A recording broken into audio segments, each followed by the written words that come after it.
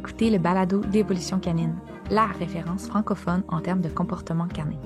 Mon nom est Andréane Garneau et ensemble, nous naviguerons les idées reçues et les concepts complexes concernant le domaine animal.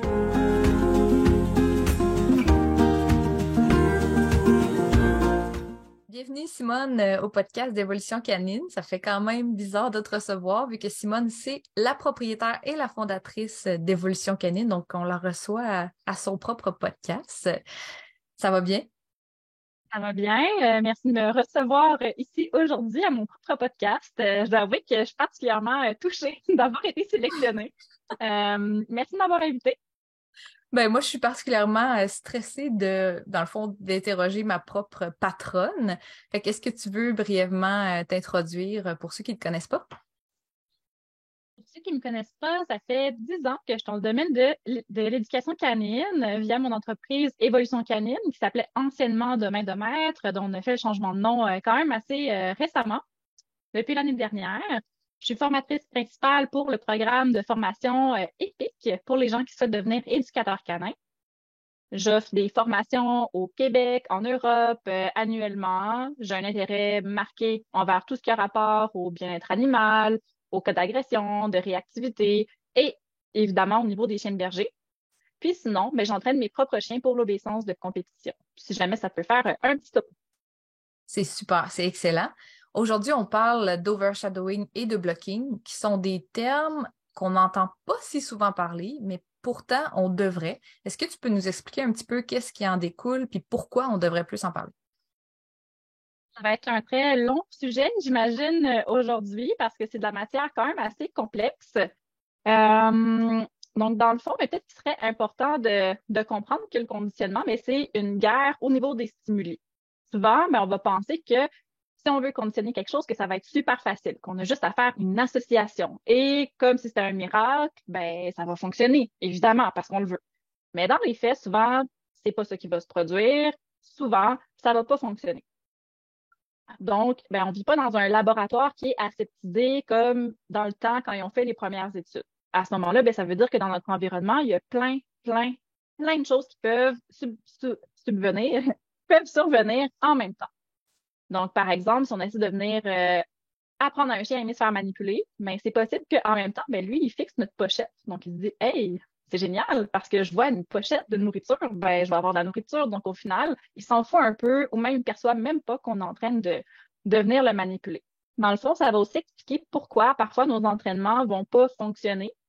Ça, c'est super important parce que souvent, on va se dire, c'est parce que le chien répond pas à l'entraînement, c'est parce que c'est pas le bon exercice que j'ai fait, c'est parce que le chien aurait besoin de médication. Mais dans les faits, c'est peut-être tout simplement que l'entraînement est pas bien réalisé à la source. Donc, c'est un phénomène qui va avoir lieu autant au niveau du conditionnement classique que du conditionnement opérant. Dans les deux cas, ça va se produire. Il n'y a pas de discrimination à ce sujet-là. Puis au niveau, c'est ça, des définitions du blocking, l'overshadowing. Donc, c'est deux phénomènes qui appartiennent à l'ordre des stimuli compétiteurs, c'est-à-dire des stimuli qui vont venir entrer en compétition. Comme je disais un petit peu plus tôt, il y a une guerre des stimuli lorsqu'on est en train d'effectuer un conditionnement. Dans les deux cas, ça va être des stimuli qui sont compétiteurs. Dans le cadre du blocking, à ce moment-là, c'est vraiment un stimulus qui est déjà conditionné, qui entre en compétition avec un stimulus, dans le fond, qu'on veut venir conditionner. Par exemple, une erreur qui est super fréquente, de venir faire le geste, la commande gestuelle, en même temps que de venir dire la commande verbale. À ce moment-là, qu'est-ce qu'on vient faire? C'est de venir séparer les deux commandes, venir séparer le fait de dire coucher de la commande gestuelle, par exemple, de la main au sol. C'est ça qui va vraiment venir faire en sorte que le chien va être en mesure de comprendre la commande et d'être conditionné. Ou, en termes de conditionnement classique, ce qu'on va faire attention, c'est de ne pas venir, par exemple, cliquer en même temps qu'on fait un geste, parce que sinon, l'animal ne sera pas sûr à quel stimulus se fier exactement. Donc, souvent aussi, un autre exemple de blocking qui est présent très fréquemment dans les entraînements, c'est le fait d'avoir la main dans la pochette en même temps qu'on entraîne. À ce moment-là, le chien pourrait se dire, là, on est en train de me montrer un nouvel objet auquel il faudrait que je m'habitue, mais en même temps, il y a la main dans la pochette. Donc, qu'est-ce qui fait en sorte que j'obtiens la nourriture? Est-ce que c'est l'objet pour les manipulations ou les contentions vétérinaires, ou bien c'est la présence de nourriture avec la main à l'intérieur, ben sûrement que c'est la deuxième réponse, parce que c'est ce qui est le plus logique. Donc, à ce moment-là, on fait plein de séances d'entraînement, puis finalement, on se rend compte que ben, quand on sort l'objet, il n'y a aucune réaction. Il n'y a aucune réponse émotionnelle conditionnée, tout simplement parce que le chien a été conditionné à la pochette uniquement. Puis sinon, au niveau de l'overshadowing, ben, c'est encore une fois un processus qui va se produire quand on a deux stimuli qui se présentent en même temps. Mais à ce moment-là, c'est de l'ordre d'un stimulus qui ne sera pas déjà conditionné, mais qui va avoir une saillance, donc une importance, le fait d'être mis de l'avant de façon naturelle. Par exemple, ça peut être la perception de la nourriture, le fait que ça sente la nourriture. Le chien pourrait se dire, OK, ça sent le foie séché, donc c'est pour ça que j'ai du foie séché. C'est quand même assez honnête comme façon de penser. Ou sinon, ben à ce moment-là, ça pourrait être aussi une lumière ou un bruit fort qui se produit en même temps lors de nos entraînements. Donc, c'est pas quelque chose qui va se produire très fréquemment. On s'entend une lumière ou un bruit fort, mais par contre, c'est quelque chose qui a été souvent noté dans les études scientifiques, par exemple, où ils émettaient deux stimuli en même temps, puis qu'ils venaient noter lequel était conditionné. Puis dans les faits, souvent, il y avait très peu de conditionnement pour les deux stimuli. Okay? Donc, il faut vraiment venir les séparer pour que le chien puisse faire le lien avec le stimulus qui s'en vient. Donc, c'est ça qui est vraiment le plus important à reconnaître des deux types de stimuli compétiteurs. Ah, c'est vraiment intéressant. Ça nous donne aussi une bonne idée qu'en fait, pendant nos entraînements, il peut y avoir ces principes-là qui viennent interférer. Fait que dans quel contexte, dans quelles circonstances là, avec le chien, ça va nous bloquer, ça va nous causer des problématiques? Puis c'est quoi les conséquences justement là, de ce blocking et overshadowing?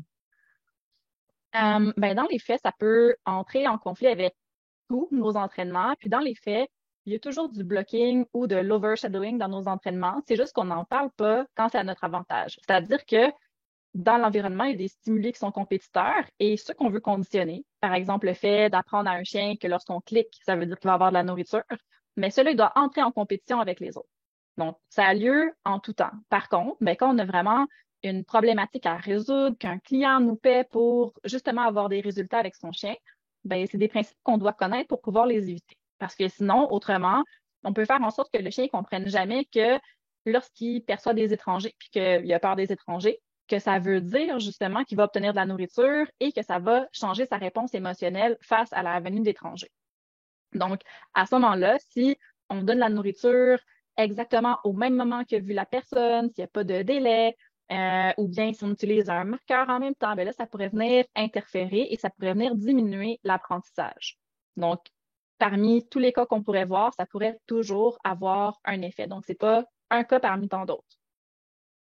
Donc, ça, c'est vraiment des erreurs qui sont très fréquentes au niveau soit du conditionnement classique ou du conditionnement opérant, puis qui font vraiment en sorte que ça avance pas, comme j'avais dit un petit peu plus tôt. C'est Puis à ce vraiment... moment-là, ben, ça... Oui, je Oui, t'écoute. non, non, vas-y, c'est vraiment intéressant, j'aime ça.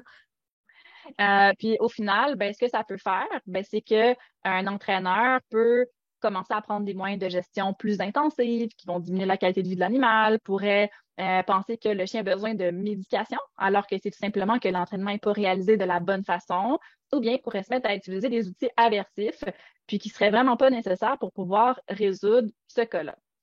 Ça peut aussi nous pousser à venir changer de technique, à venir beaucoup se questionner si on fait la bonne chose, alors qu'au final, c'est vraiment en bon québécois, niaiseux, c'est-à-dire que ça serait super facile à régler juste si on séparait les événements. C'est-à-dire qu'à la place, par exemple, de faire en sorte qu'on vient toucher le chien, puis qu'en même temps, on lui donne la nourriture ou qu'il perçoit la nourriture, ben à ce moment-là, de juste venir séparer les événements, tout simplement, et de s'assurer que si on porte une pochette de nourriture, que celle-ci annonce pas 100% du temps qu'il va avoir de la nourriture. Comme ça, on vient diminuer l'importance de notre pochette de nourriture parce qu'on la porte tout le temps, qu'on la porte à plusieurs autres moments. Donc, comme ça vient diminuer l'intérêt pour la pochette et ça vient faire en sorte que ce qu'on veut conditionner a plus de chances de l'être. Good. Mais je voulais être sûre que tu avais terminé parce que j'aime vraiment ça. Ça me fait vraiment penser à quel point il faut faire attention, puis il faut coacher nos clients parce que ces détails-là, si on les envoie à nos clients, bon, ben faites ça, puis on les regarde pas, ils peuvent être en présence de plein de blocking, plein d'overshadowing, puis de pas le connaître. Mon Dieu, c'est comme tu dis, il y a plein de conséquences face à ça.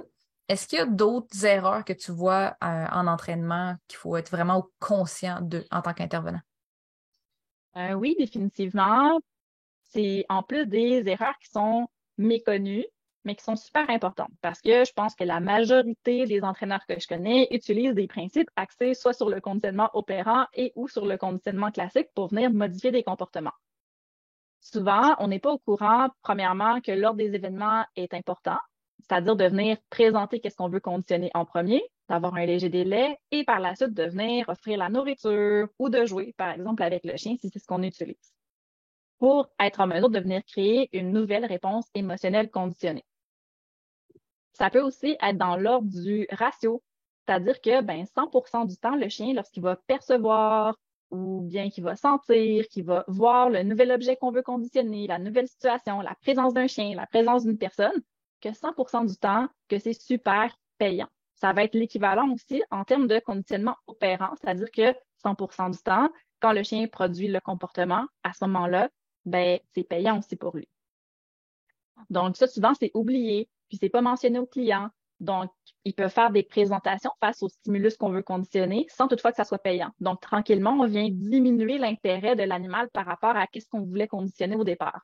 Donc, si des fois, la personne sort le coupe-griffe, donne de la nourriture au chien par la suite, mais que parfois, elle sort le coupe-griffe et lui coupe les griffes, là, à ce moment-là, le chien ne sait plus trop quoi penser de cet objet-là qu'on tentait de conditionner.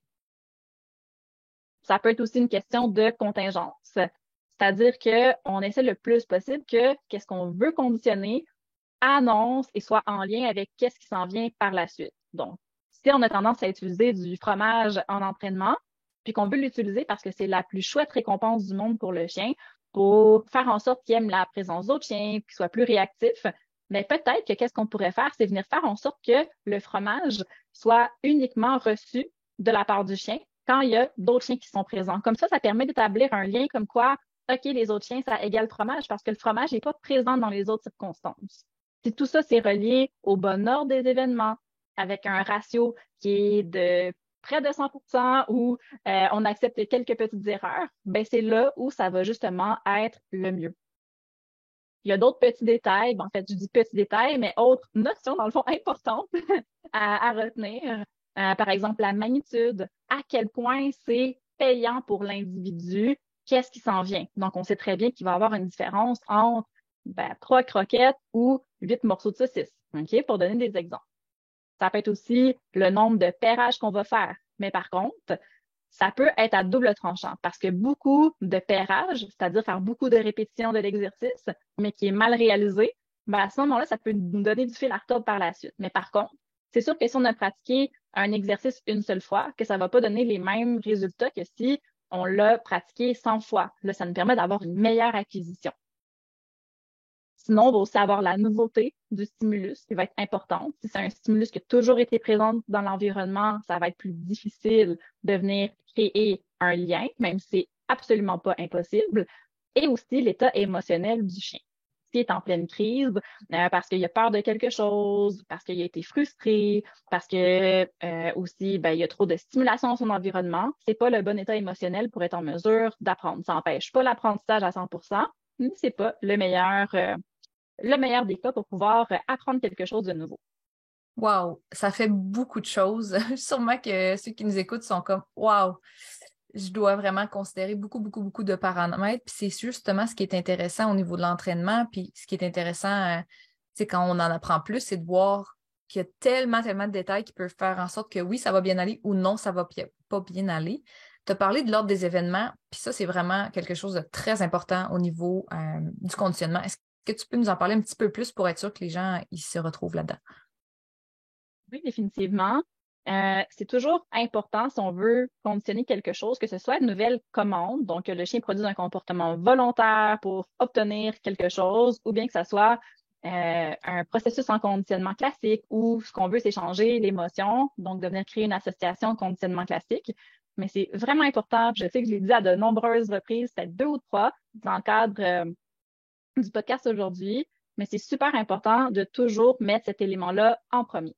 Par exemple, si je veux venir créer un conditionnement pour la commande assis sur une commande verbale, à ce moment-là, ce que je vais faire, c'est dire assis en premier, avoir un léger délai par la suite venir faire ma commande gestuelle qui était déjà connue et par la suite venir donner la récompense au chien.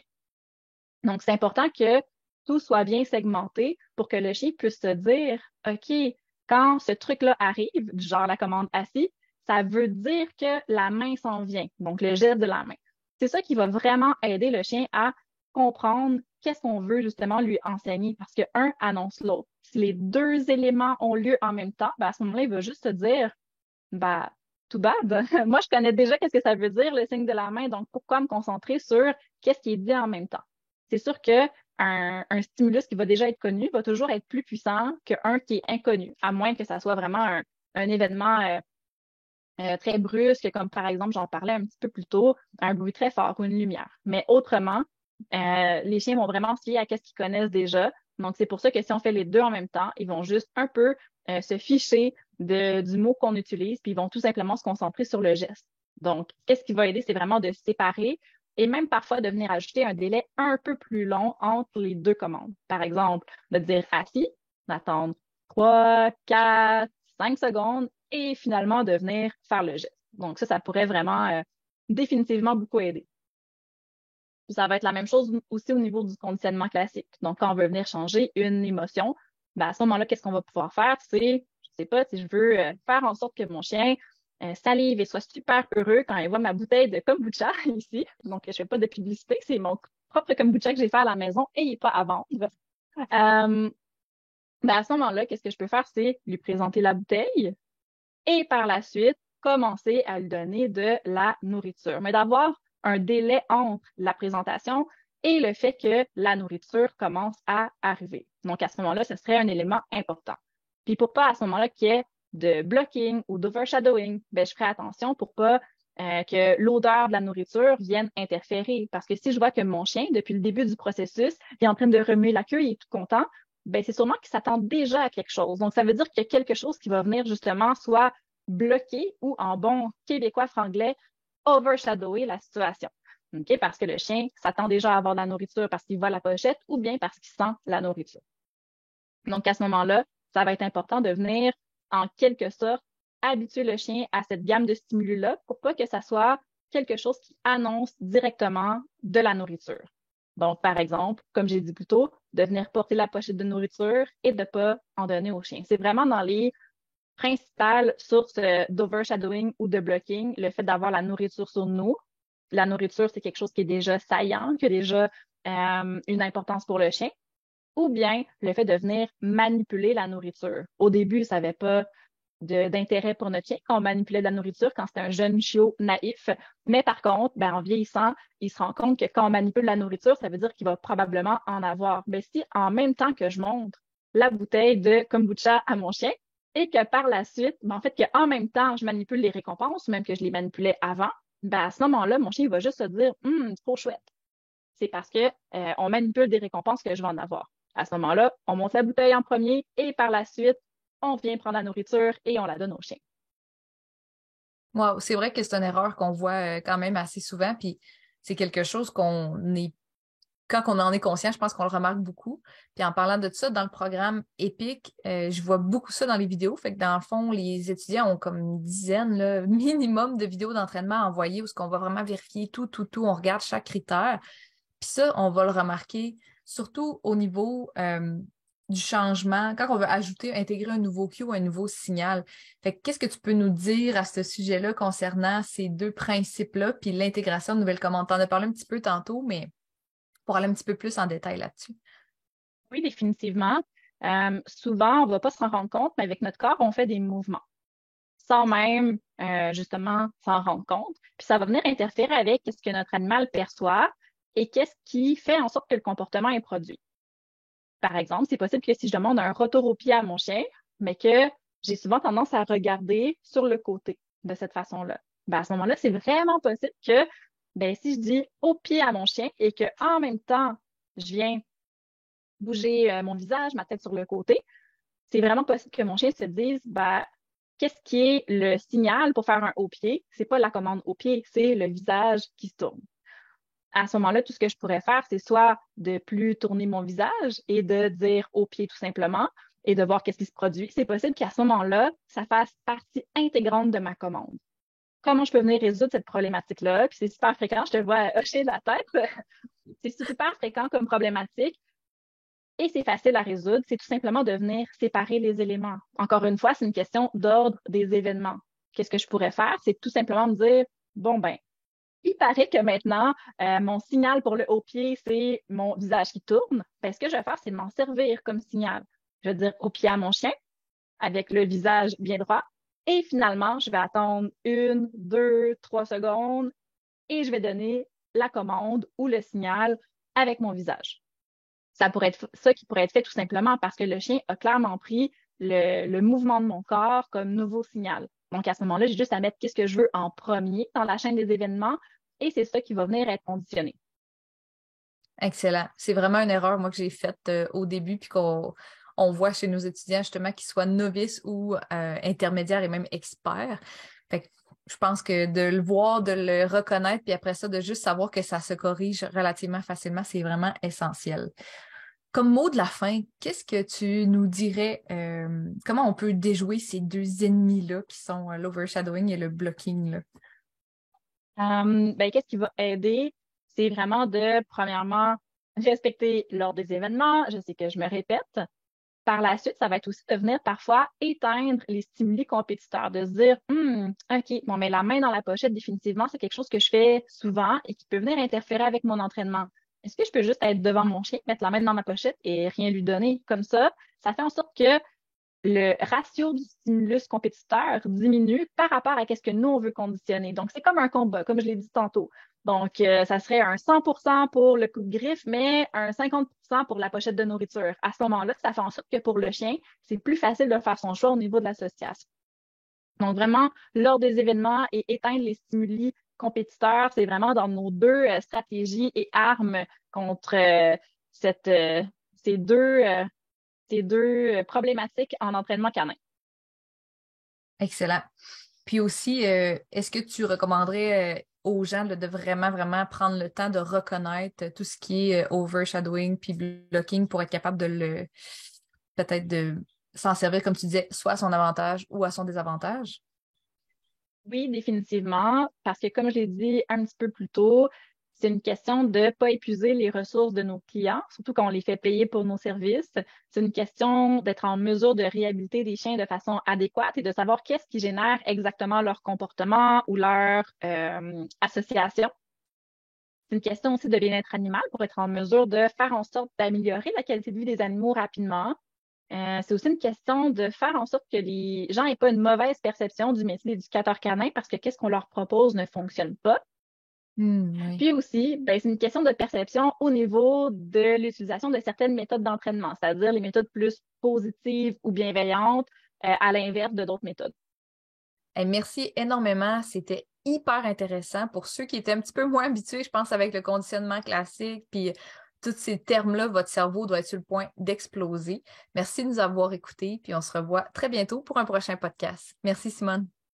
Merci à toi, bonne soirée. Merci de prendre quelques secondes pour vous abonner et nous encourager à créer plus de contenu gratuitement.